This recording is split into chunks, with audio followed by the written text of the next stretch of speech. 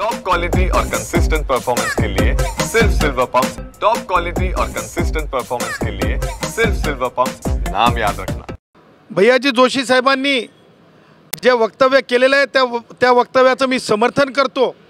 त्या वक्तव्याचं मी खरोखर त्यांच्या वक्तव्याचं स्वागत करतो।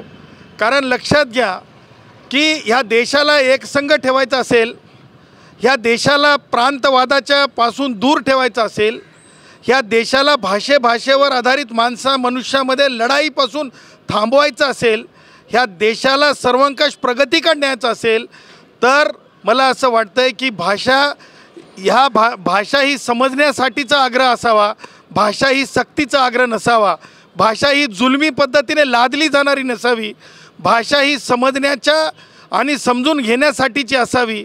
भाषा इशाऱ्याची असते, भाषा बोली भाषांची असते। मराठीत सांगायचं झालं तर आमची विदर्भातली एक मराठी आहे ज्याला आपण वराडी मराठीसुद्धा म्हणतो, मराठवाड्यातली एक मराठी आहे, कोकणातली कोकणी आहे मराठी आहे।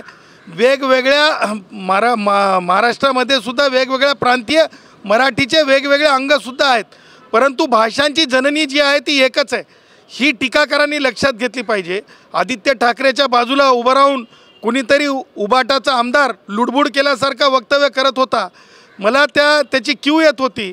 त्या आमदाराला ना आदित्य ठाकरे जेव्हा ही करून दात दाखवत होते त्यावेळेस मला त्या दोघांना हे विचारायचं आहे की आदित्य आणि ते आमदार भैयूजींवर टीका करण्याच्या अनुषंगानं बोलत होते, त्यांना मला हे विचारायचं आहे की भाषांची जननी माहीत आहे का तुम्हाला? भाषांची माता कोण आहे माहिती आहे का तुम्हाला? त्याच्यामुळे ही जी माणसं आहेत बुड जे असतं बुडाची कोणतीही माहिती नसलेली आणि फळाला नावं बोटं ठेवणारी ही माणसं आहेत।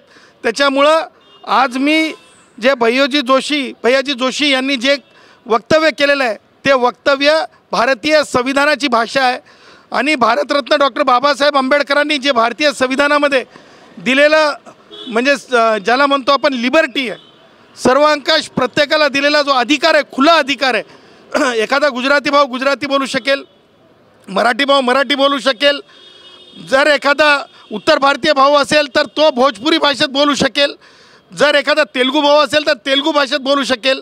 हे लक्षात घेतलं पाहिजे आणि हेच सौंदर्य या देशाचं, हेच सौंदर्य या भारताच्या संविधानाचं। त्याच्यामुळं मला असं म्हणायचं आहे की जुलमी आणि तुम्हाला सांगतो एखाद्या म्हणजे इस्लामिक शासकाप्रमाणे जोर जबरदस्ती या देशात चालत नाही।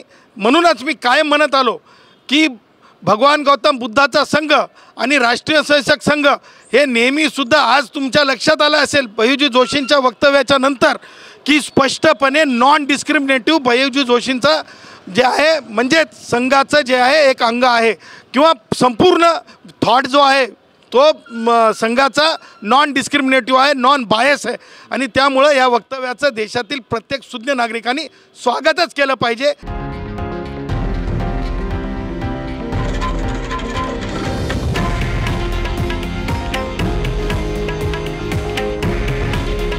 हे आहे देशातील नंबर 1 न्यूज नेटवर्क आणि आपण पाहत आहात TV9 मराठी।